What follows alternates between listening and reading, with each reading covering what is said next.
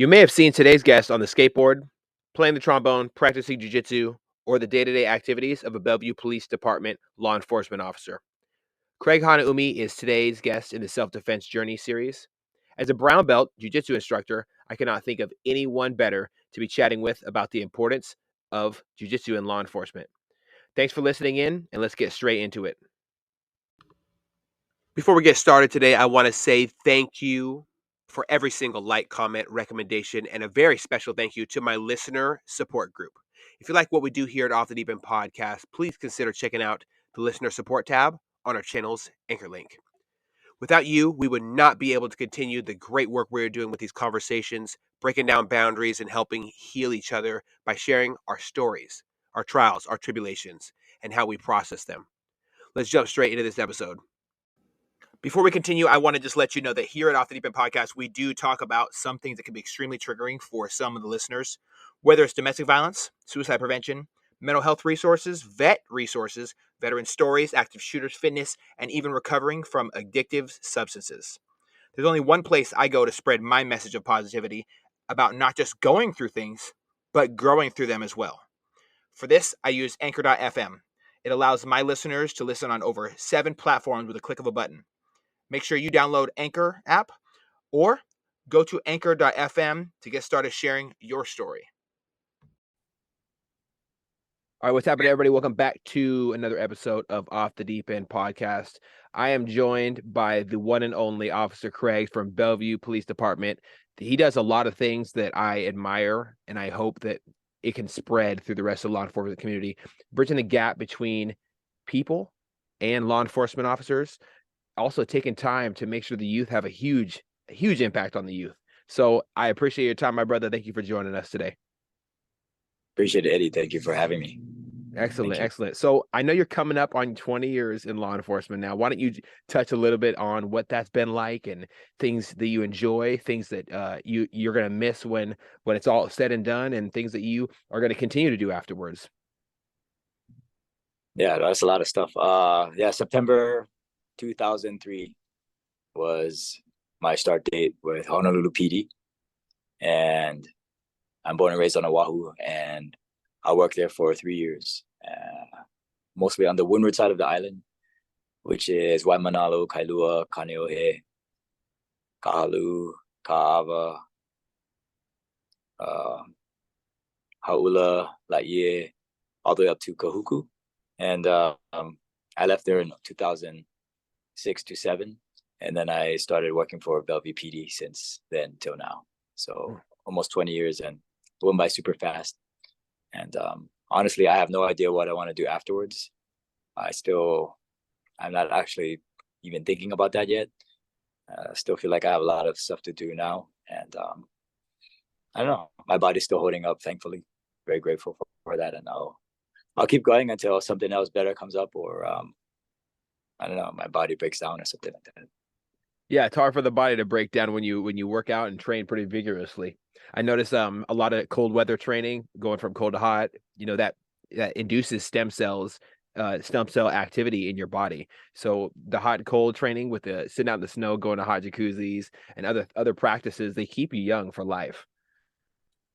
Well, I don't know if it does that or not, but I just try to copy other people that, and then the validity that comes out of stuff like that from people like Dr. Huberman, it helps out to have scientific data that validates it. But that one, I feel like I do mostly just for resiliency and just kind of mental toughness and comfort and discomfort. And I think the idea came from, I got it from Hidon, who has a jacuzzi and a cold plunge. And then I think Dr. Huberman mentioned it on his podcast as well, as far as when people were talking about duration of exposure, he mentioned the idea of doing intervals of hot and cold. And it's the hardest part is, I think, ending on the cold. Mm-hmm. I definitely agree with that. There's nothing like a brisk morning here in Seattle, in the Seattle area. I cannot tell you how many times I've been outside working on an elevator or an escalator, and that breeze comes in, cooking that 20 degrees, a nice, beautiful 20 degrees right down my neck. So it definitely hits you. Well, if you're working outside, you're doing cold exposure already. Mm-hmm. Yep. Yes. And it does make you tougher. I believe in that.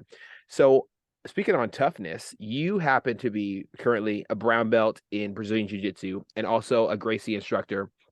You spend a lot of time training. What is the benefit of doing Brazilian Jiu-Jitsu, and how does it tie into law enforcement? And is it a crucial aspect of it for you?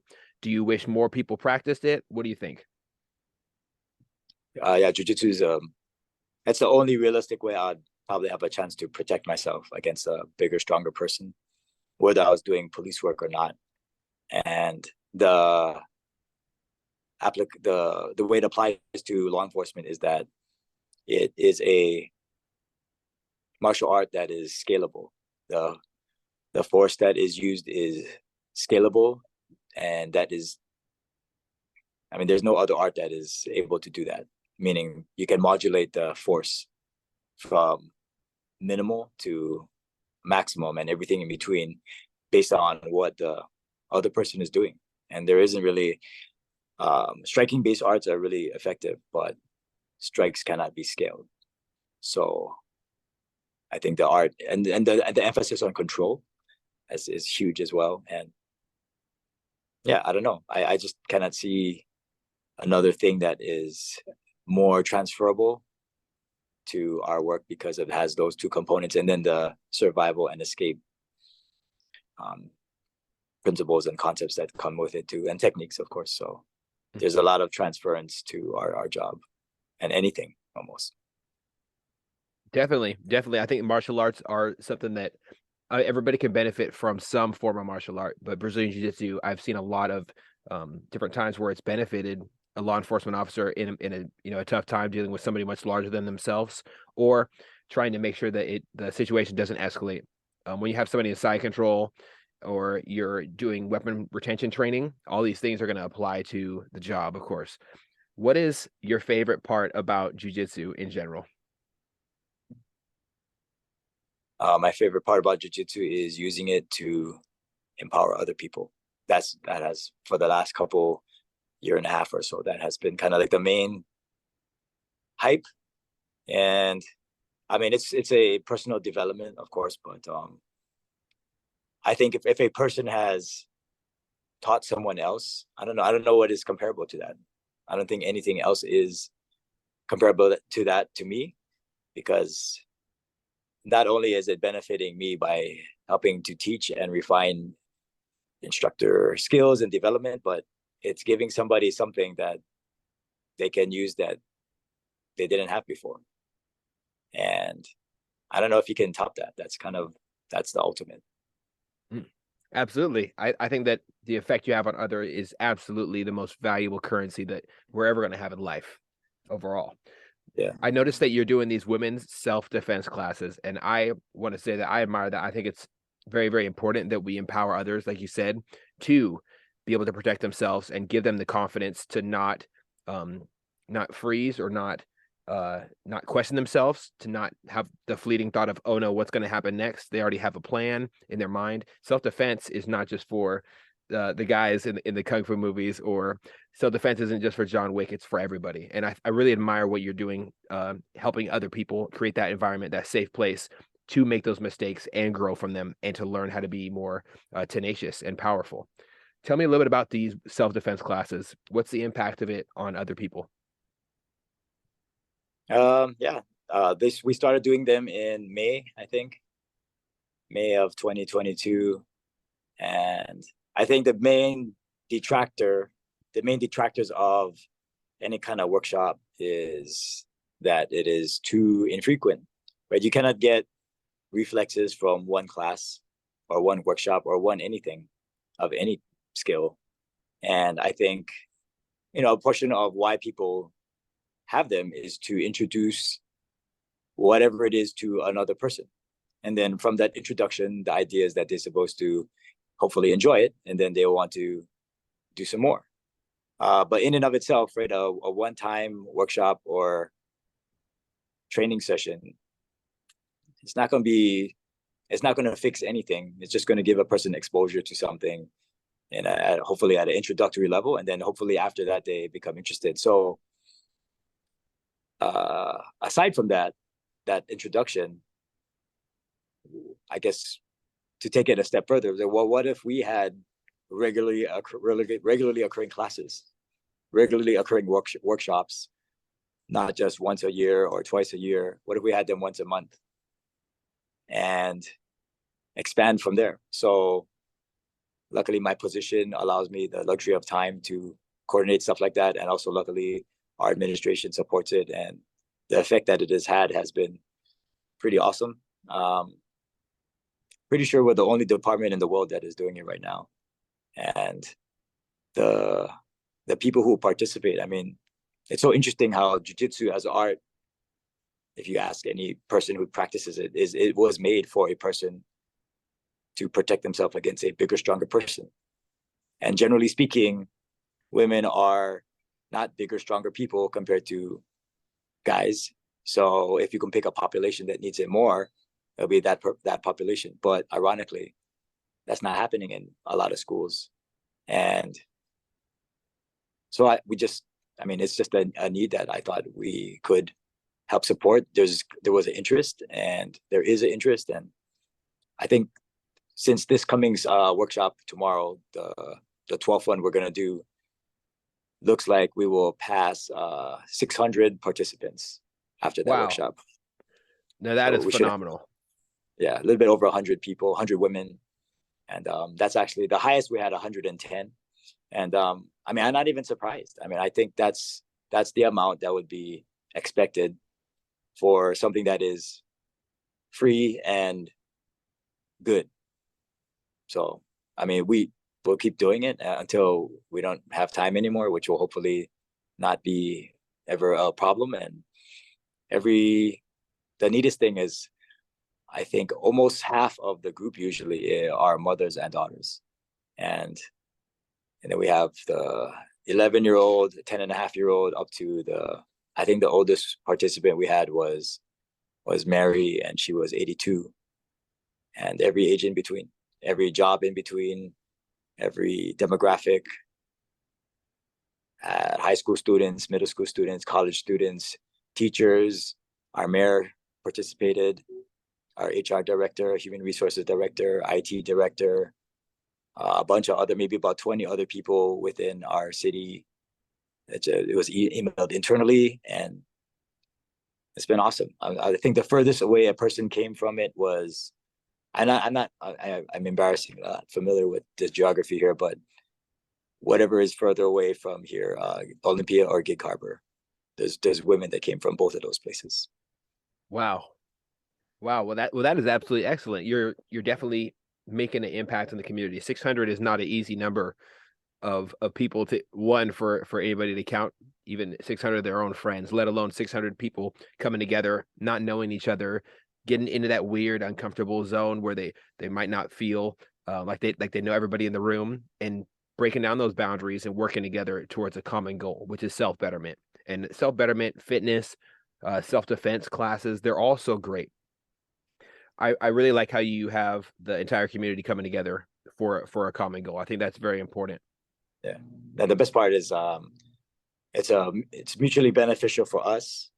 Our coworkers get to be featured as instructors, and not just locally, our department's law enforcement, but other departments' law enforcement. We've had law enforcement officers from about 1, 2, 3, 4 agencies participate. This coming Sunday, there'll be an officer from Customs and Border Patrol on the federal side, and a bunch of recruits, a few applicants, a few potential applicants. And I mean, people in the community get to know us, so we get to know them. And I mean, there's a win all the way around. It's not really that. I can't think of a negative thing that can come out of it. I think the caveat is that it has to be presented in a way. I mean, we're not having 60 people on average by accident. 60 women on average. That's not by chance. It's because I have to give credit to the people that I learned it from, like Henner, Hidon, their wives. That's how much people go to their women in power classes. They average about 50, 60 women per class, every class. And that's not by accident either. So it's because of the way the class is structured and framed, and the way that it is presented. Because I mean, I think unfortunately that's part of the reason why there's not too many women who do jiu-jitsu in general.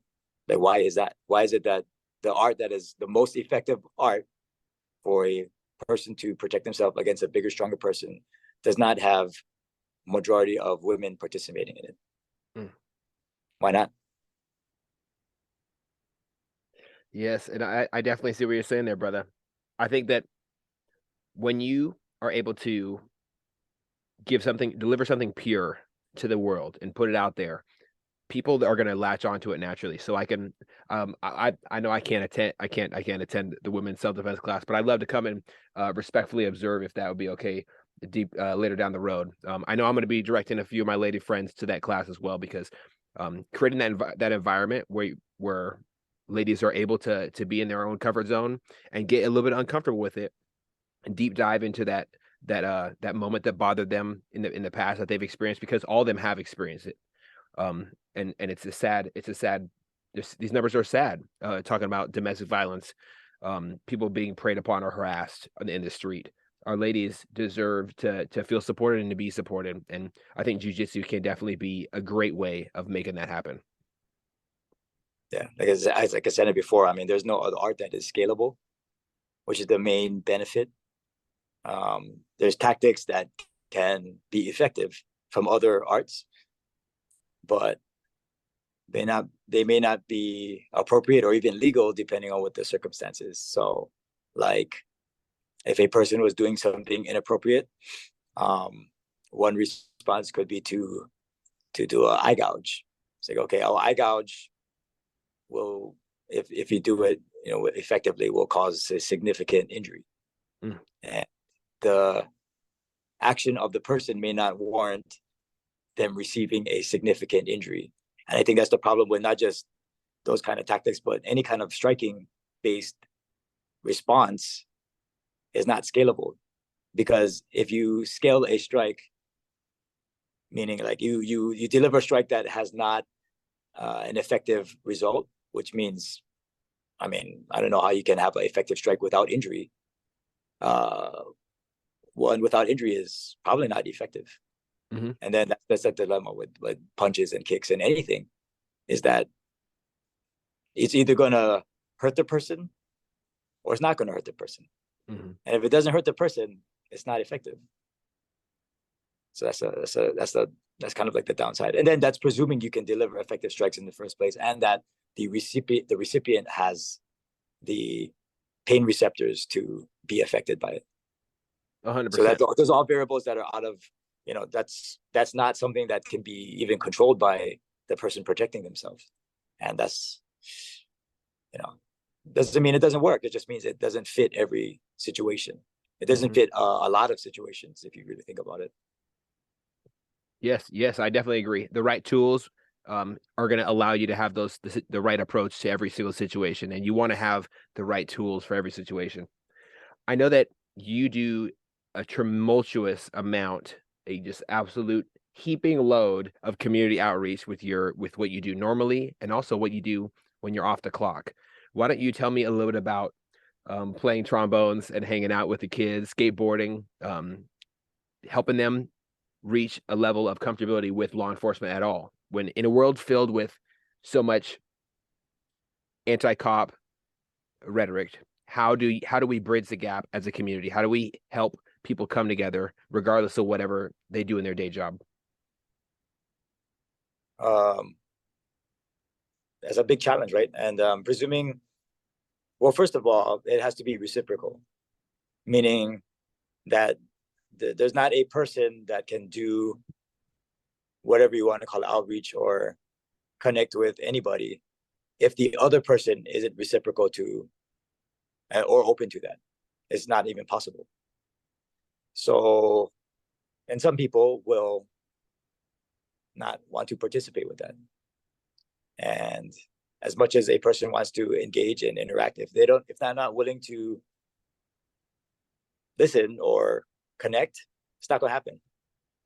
Luckily, most people are open-minded, and the challenge is, I don't know, what ways can a person from our line of work, I guess, humanize themselves? Because there's a perception of our job that may or may not be accurate. And that goes for people that are from the United States and other countries. So how do you, I guess, I don't know, how do you make people forget, how do you make people look past the uniform? That's not easy. And I think the easiest way to do, like some of the examples you mentioned, is through activities. And just happens that the ones that you mentioned is the things that I enjoy, which is the ones that a person would probably want to do if they're going to do a community engagement, right? Well, what does it make sense if I picked, I don't know, ice hockey or something like that? I don't ice skate. I could do it, but I don't know. I don't like doing that. That's not my thing. So just picking things that you're already interested in makes it much easier to do, because that's what you would do anyways. You would do that as your own interest, and then connecting with people through those activities is a very easy, organic way to build relationships. And the whole point of it is not even, I don't know, the goal is, I guess that's the byproduct, right? Positive interaction. But I think all of those activities that you mentioned, skateboarding, trombone, jiu-jitsu, it's just all things and ways to figuratively and sometimes literally connect with other people. That's it. Just about, if that's the goal, if that's the intention, like my goal is not to build better relationships, is not to improve community police interactions, is just to connect. That's it. And everything else is the byproduct of that intention. And I think if a person goes about it in a way that is different, like, I can do this to make this person like me or like the police or something. I mean, if you do it like that, it's not as good. And I think people can feel when that's an intention like that. So I don't know. I think Henner, I don't know if he's going to come out with it, but the idea of leading with love, if the intention is coming from the right place, I think people can tell. And if it's not coming from the right place, people can tell. So luckily we have the things in place to facilitate building those relationships through those activities already. Like our city has the indoor park, which is staffed by city employees who skate. There's skate parks that are run out of the indoor park over the summer. And that those skate parks, the week-long skate camps are, I mean, they're run by the staff. And I just show up to supplement and support it. And it's easy. I mean, to me, it's easy. It's just I show up and let the connections begin. And I don't know. I mean, I'm just being, I mean, it's just being myself. Just what did I enjoy doing when I was a kid every day? Skateboarding. What did I enjoy doing when I was in middle school and high school and college, playing trombone?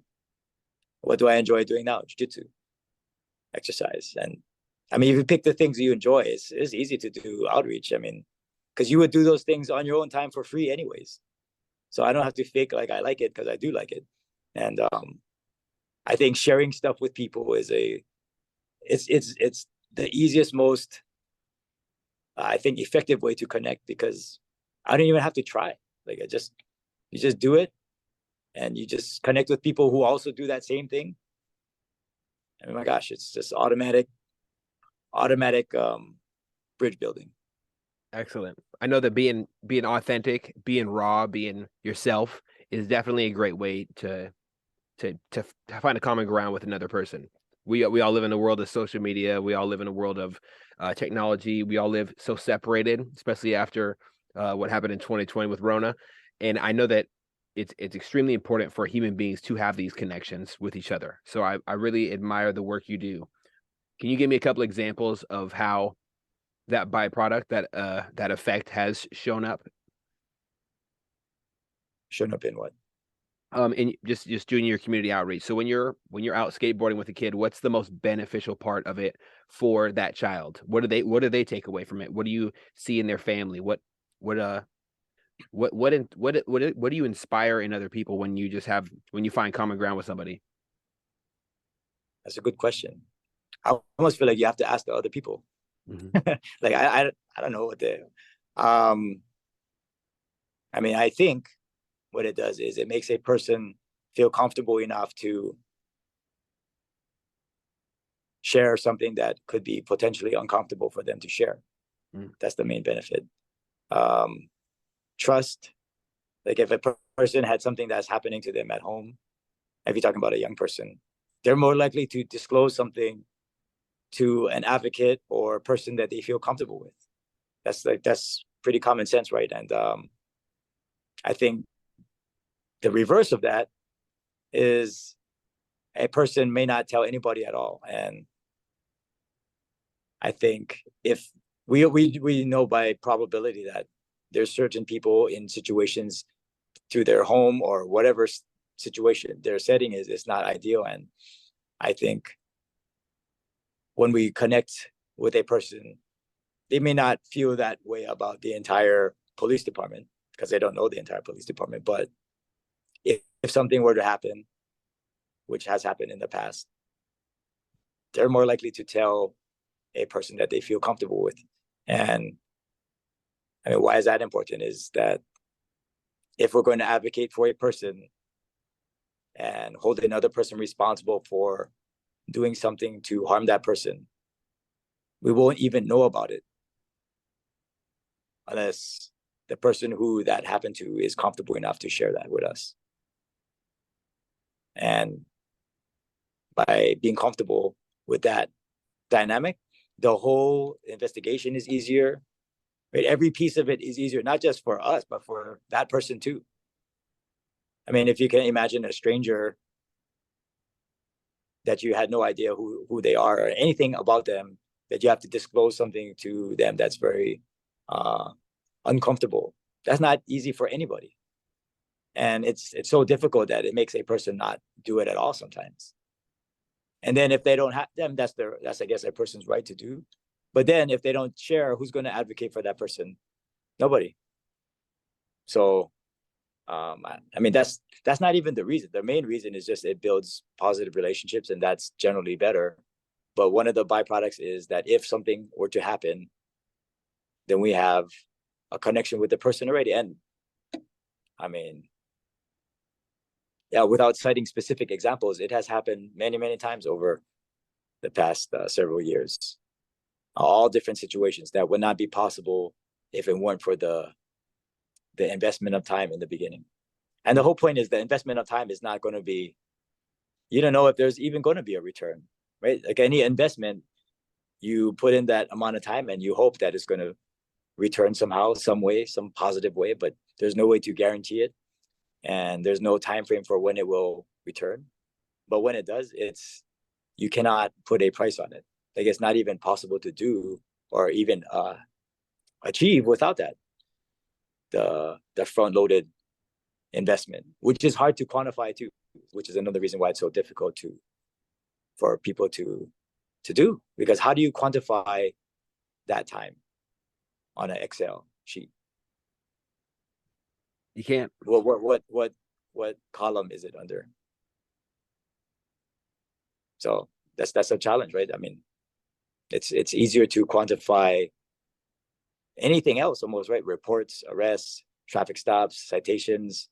Um, I don't know. How do you quantify the time spent to engage and build a relationship with a person? I mean, this just what is that one? That's just one on the column, right? Mhm. I mean, Doesn't look I like that. yeah, I would definitely say that's one of those priceless acts when you're able to establish a repertoire with somebody in the community and they have that level of trust built where they're able to come to you when they are in a spot where they're in danger or just to see you and not have bad thoughts about you are because you have a uniform on that says Bellevue Police Department or Linwood Police Department or any police department. I think that it's hard. You can't put a price tag on it. You can't. There's no Excel spreadsheet that's going to match that. I think it's just priceless. Yeah, and that's why people. I feel like the reason why connected to that is why it takes the amount of time it takes to do that. Ideally, is significant amount. And most of the time, that's not even feasible to offer, because and even presuming there was great staffing in agencies, which a lot of times there isn't, you can't predict when there's going to be time to do that, especially if it's in a patrol capacity, because that's not your primary function. Your primary function is responding to 911 calls. So if that's the primary function, you have to be available to respond to 911 calls, which means that nothing from a patrol capacity can be planned out in advance. Like you can't schedule anything. I mean, you can schedule it, but you have to schedule it and preface it by saying, well, I might not be there. Or if I'm there, I only can stay for like 2 minutes sometimes.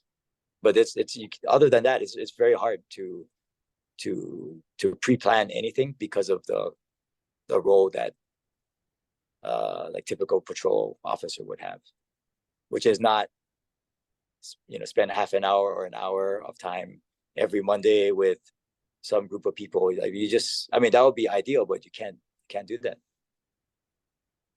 I definitely understand. Yeah, it's really hard. It's really hard to kind of dial in that for any management purposes whatsoever. Yeah. For having said that, it's still possible. You just have to accept that, well, I might have to only do it for 2 minutes today or 5 minutes today, or I can do it for 15 minutes today, but tomorrow 0.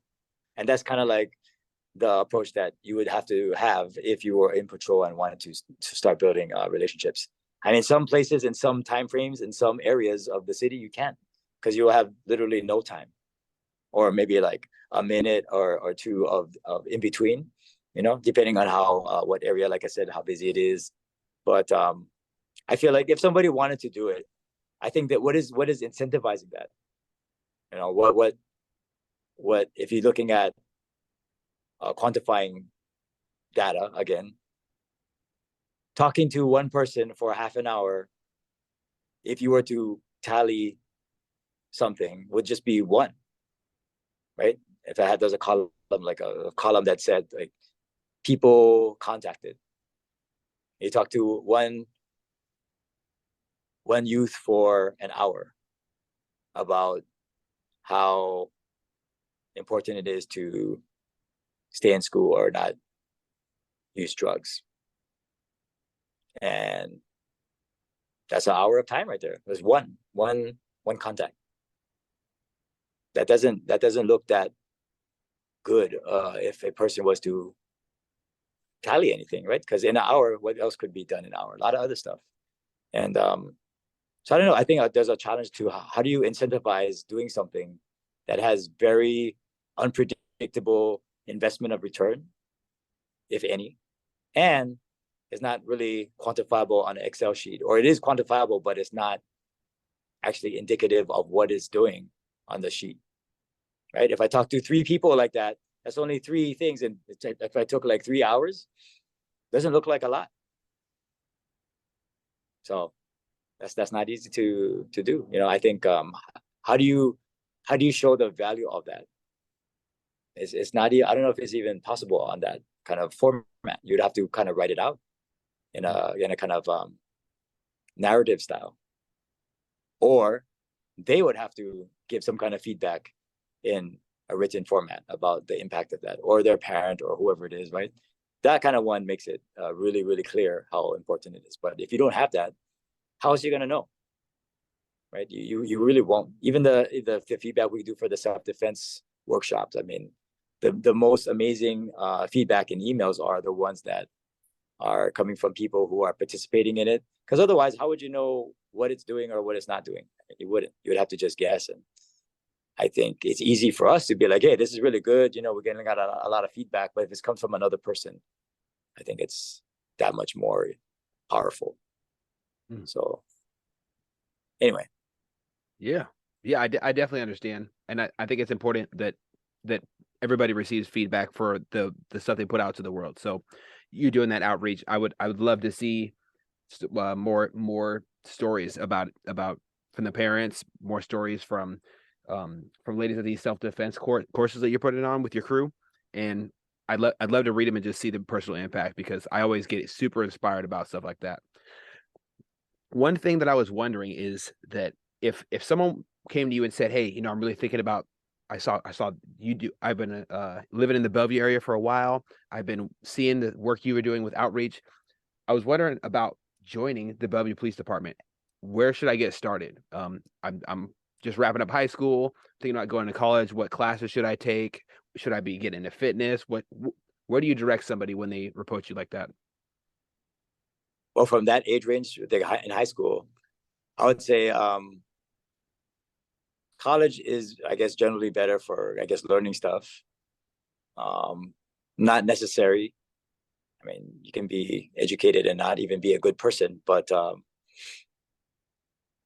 there's a pay incentive to having a 4-year degree. So just by that in itself, I mean, I would say to do it if it's affordable and feasible for you to do, because the return is, your base pay is pretty significantly increased with a degree.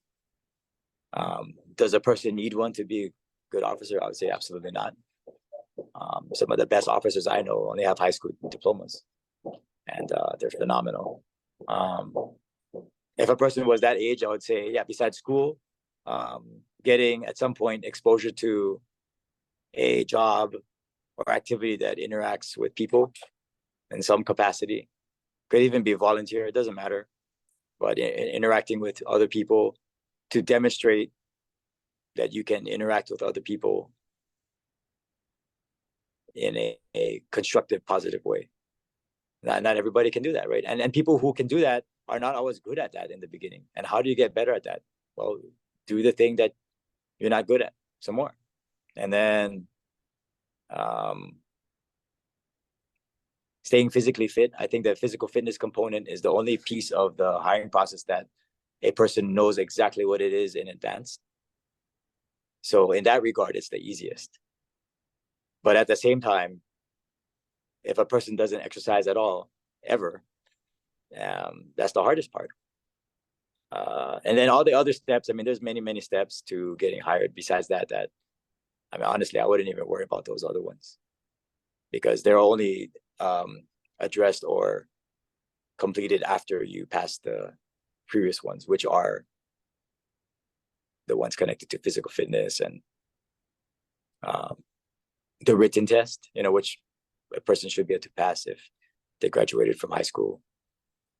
And do criminal justice classes help? I mean, I don't think they would hurt, but like I said, I mean, there's a lot of amazing officers who did not major in criminal justice. I didn't major in, I just have I have a BA in psychology, and then there's people who graduated with a high school diploma and they're amazing. So other than the pay incentive, I think it's a benefit to have familiarity with some pieces of it, because there could be a definite advantage. And for some positions, like I think being an administrative position, like a captain, major, or chief, you may have to have a graduate level degree or at least a bachelor's in something. So if you wanted to eventually do that, that would be a prerequisite. But if the goal is to just get into this line of work, then that would be it on that side. And then of course the other things like not getting arrested and not, I mean, I think the difficulty of getting hired is the entire person's life gets assessed. That's not just criminal history, it's work history, it's credit history, transcripts, even relationship history. The whole life of a person is reviewed. And I'm just speaking on our department. I'm presuming many other places do it in similar ways, but it's not as simple as, well, I never got arrested before, so I'm good to go. There are many people who have zero criminal history that do not get hired. So I think, like I said, considering all of those pieces, like if a person had poor work history, that might be a disqualifier.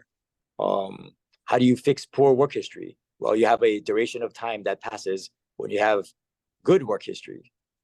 And same thing, like how you fix any other piece of a person's life. Good, they have no criminal history for an extended period of time. That obviously demonstrates that you're not making bad decisions. So I think those things all need time, though. So that's the hardest part. If a person doesn't have that doesn't automatically disqualify them. But how do you demonstrate that you have good history of anything? Well, time.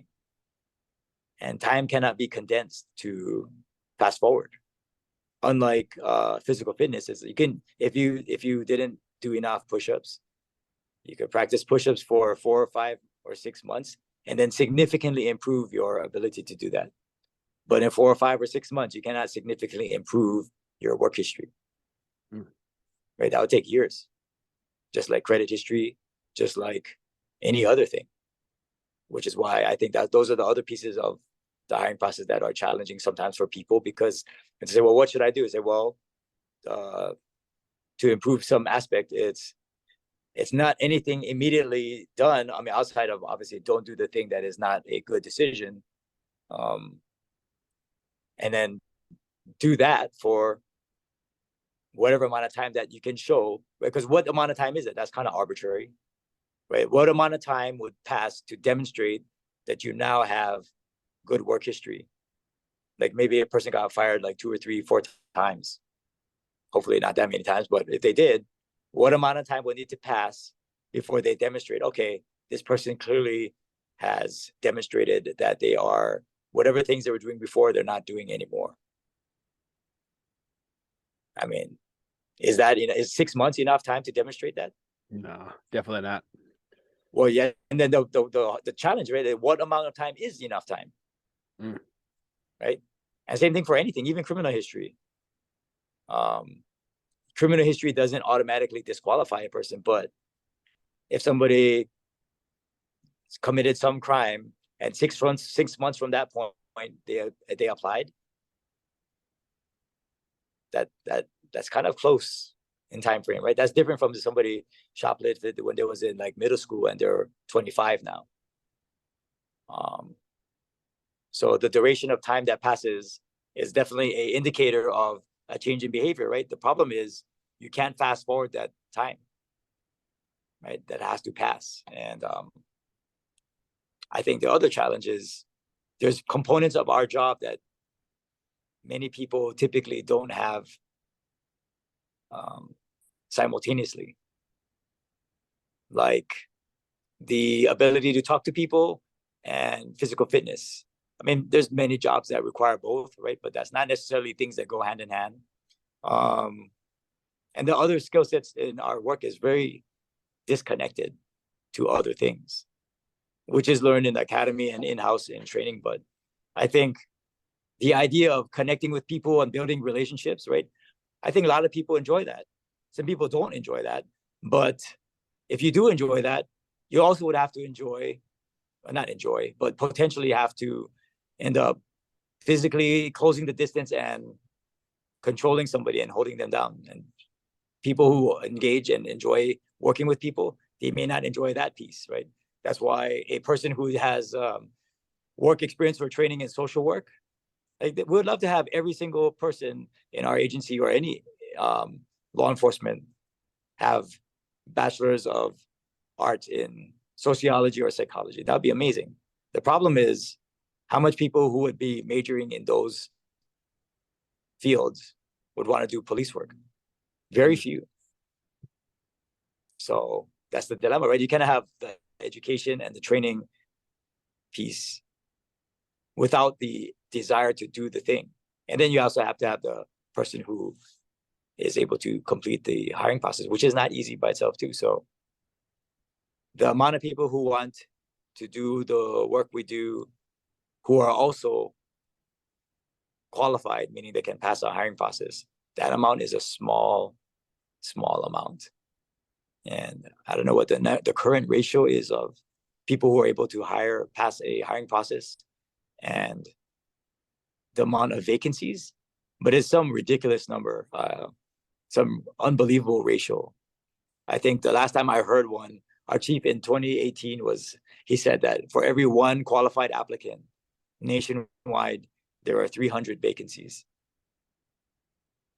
So that was back before everything shut down and before, to me, when the sentiment of law enforcement was super, super negative. So I don't know what it is now, but it's not any better. So at the best, it's 1 to 300, which I highly doubt it is that good. And that's wild too, because I think about often what would happen if someone was breaking in my home in the middle of the night? Who are you going to call? You're going to call 911. You're going to try to get your family to safety. Are you going to try to defend your home? Are you going to be Well, responsible with it? You never know who's going to show well, up. and that's, I mean, I'm thinking that one, that's on you, right? That's Mhm. on the individual. You can of course call, but I mean, initially the amount of time it's going to take is going to be, it's still going to be a few minutes, right? At Yeah. the best case.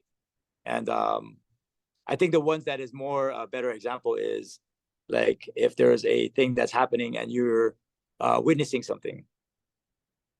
I mean, especially if it's to a person uh, who's unable to protect themselves. I mean, you could intervene yourself, but many people are not comfortable doing that. Mm. And if that person is not comfortable doing that, then who's going to be the advocate for that person who's trying to protect themselves physically or whatever way? Maybe it's an old person or a very young person, a person who doesn't have the financial capability to afford means of protecting themselves. I mean, who's going to advocate for those people? I mean, there really isn't anybody else besides law enforcement to do that right now. And ironically, I think if you remove that component from communities, the most negatively impacted community is going to be the people who will not have financial means to afford stuff like private security, like possessing a firearm or some other self-defense tool. Like if you cannot afford to buy one or have an alarm or have a private security or have whatever, it's on you. And if you are 70 years old or 6 years old, I mean, that's not realistically a feasible age that you're gonna be able to protect yourself. And if you can't, then who's gonna do it? So I don't know. I don't know if people, I mean, I'm sure people think that through, and if there's whatever sentiment of people that's against our work, I mean, I'm sure they have an answer for that, but that's the first thing I think of. Like all the people who are unable to advocate for themselves, protect themselves physically. There's really nobody else to advocate for those people if you remove law enforcement. Like there's literally nobody who's going to hold another person who committed a crime against that population accountable. Mm. It's definitely needed too. It's absolutely needed. I know that hiring is something that is an issue nationwide. Just like you said, 1 in 300. It probably isn't even scraping the surface of the issue we're facing now, because you use that as reference from before this major decline in how the populace views law enforcement. One thing that I wanted to touch on before we kind of wrap things up is that the jiu-jitsu portion of law enforcement. We already know it's very, very important because it can be used. We can scale it up or scale it down depending on the situation. It absolves deadly force in some situations. You don't have to use it. You can use it to control somebody much larger than yourself. It's a great tool for weapon retention and all these things. So what would you say to somebody who is still on the fence? Maybe a young person, maybe an older person on the fence about getting into jiu-jitsu, who thinks it's cool, who sees all your videos, sees videos from people like Clutch over there at Kindred Jiu-Jitsu, and they know where Edmonds Gracie is, but they don't know what to do. What would you say to somebody who's still on the fence about getting into that form of martial arts?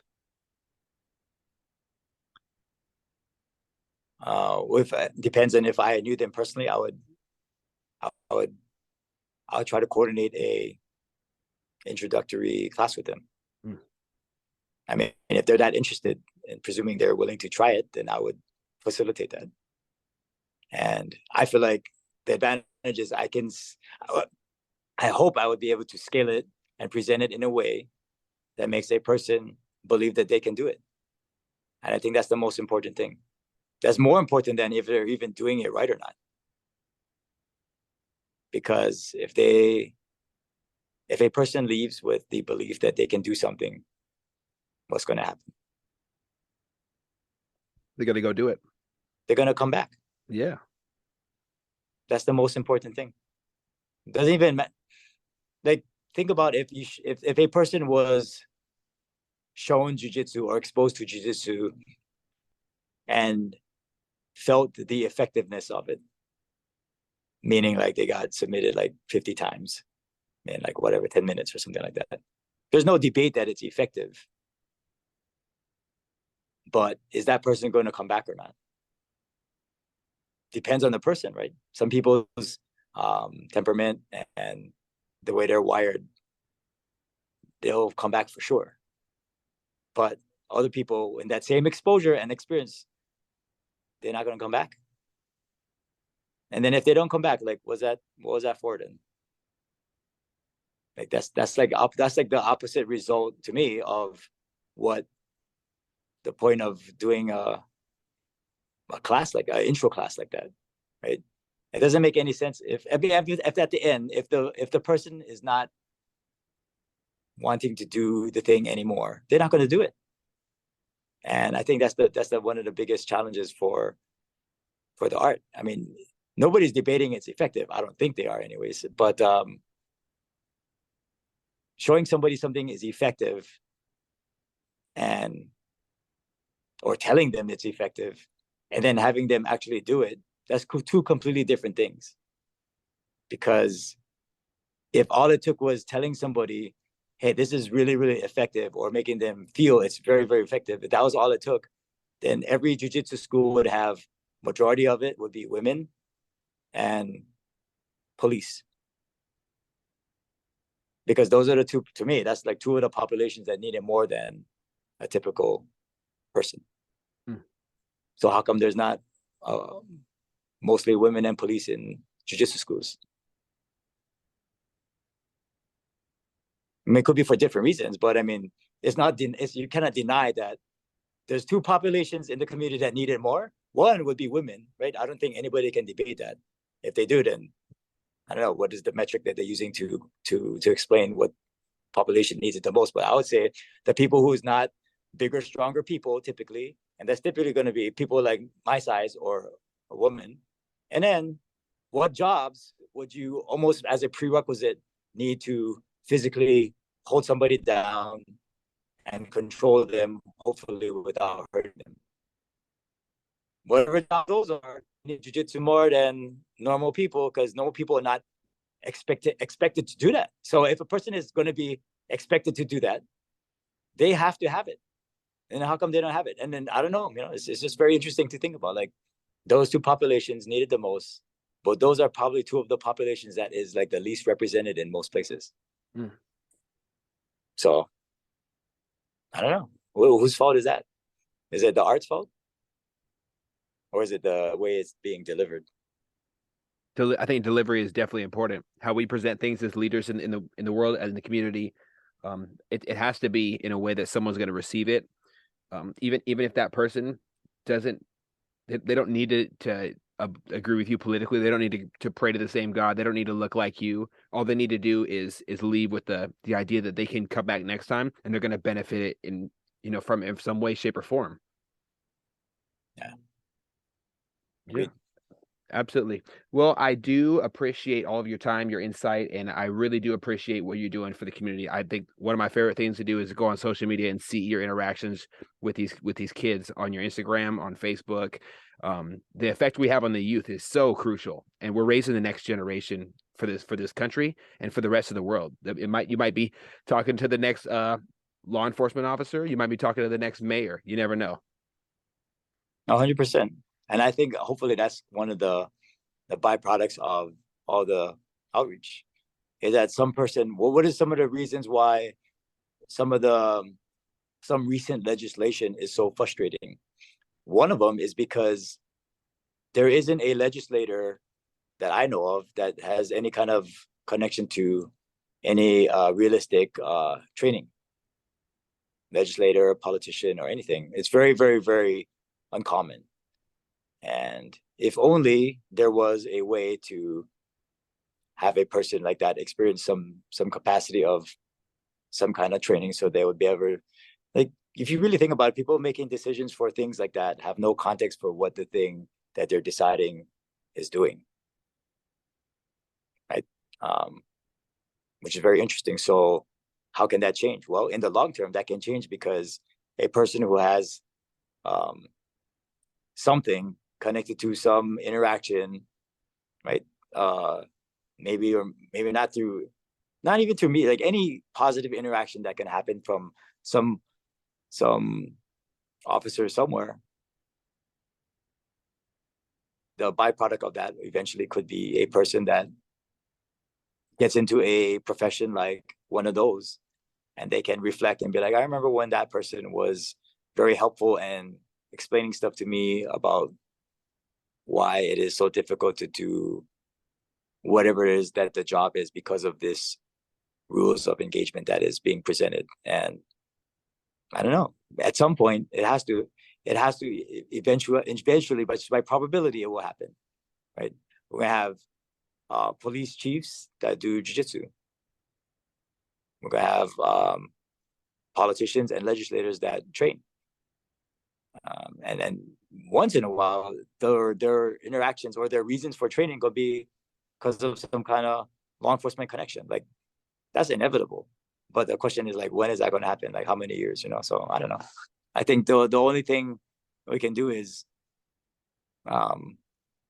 think of ways to connect, and whatever the outcome of that is, like, I don't think there's a bad result of it. I think the only good things can come out of that. So however the thing pans out, whatever it manifests into, like, there's no way to know, right? But I think that's the neatest thing, when in hindsight you can remember, like, when somebody reflects back, says something like, wow, 15 years ago, 10 years ago, whatever many years ago, we had this interaction and it was very positive. And I can't wait for the one that happens. I mean, I might be like 80 years old by that time. Who knows? But I think that's the neatest thing, because you can't replicate that without the investment of time. You can't create that without a investment of time that is typically a lot.